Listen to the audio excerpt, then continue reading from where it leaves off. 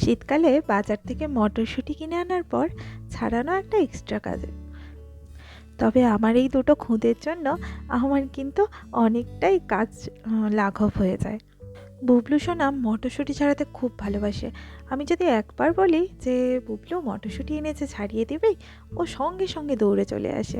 কিন্তু বাবলি অতটা ভালোবাসে না, কিন্তু আজকে দেখছি দুজনে একসাথে বসেছে মটরশুঁটি ছাড়াতে। যাই হোক, যত ছাড়াবে তত আমারই ভালো। মানে আমার রান্না করতে হচ্ছে এদিকে, আর ওদিকে যদি আবার মটরশুঁটি ছাড়াতে হতো তাহলে আর আজকে অনেক দেরি হয়ে যেত। যাই হোক, দুজনে মিলে করছে তো একটু তাড়াতাড়িই হবে ভাবলাম। আগে যতবার মটরশুঁটি আনা হয়েছে দুজনে একসাথেই বসেছে, কিন্তু বাবলি একটু পরে বলবে, উফ মা আর পারছি না, খুব কষ্ট হচ্ছে।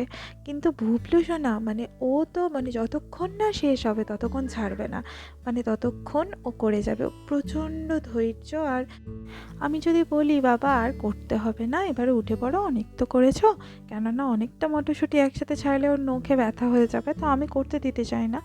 কিন্তু ও ছাড়বে না, মানে একটা কাজ যেটা ও ভাবে যে করবে, মানে ওটা যতক্ষণ না হবে ও কিন্তু ওটার পিছনেই লেগে থাকে।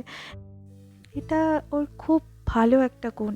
যদি এটা পরবর্তীকাল পর্যন্ত থাকে, মানে পরবর্তী সময়ে যদি ওর জীবনে এটা প্রয়োগ করে আর কি, তো খুব ভালো হবে।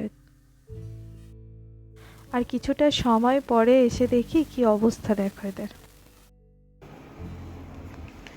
হে ভগবান, এ কি অবস্থা তোদের? হ্যাঁ, এত কড়াইশুঁটি ছাড়িয়েছিস যে তোরা ক্লান্ত হয়ে পড়েছিস? ও বাবা, কি কষ্ট গো। আমি সত্যিকারের ক্লান্ত হয়ে পড়েছি। ওরে বাবালে, আর পারছি না। আর পারছো না? না। হ্যাঁ বাবালে, উঠে পারো উঠে পারো, আর করতে হবে না তোমাদের, উঠে পারো।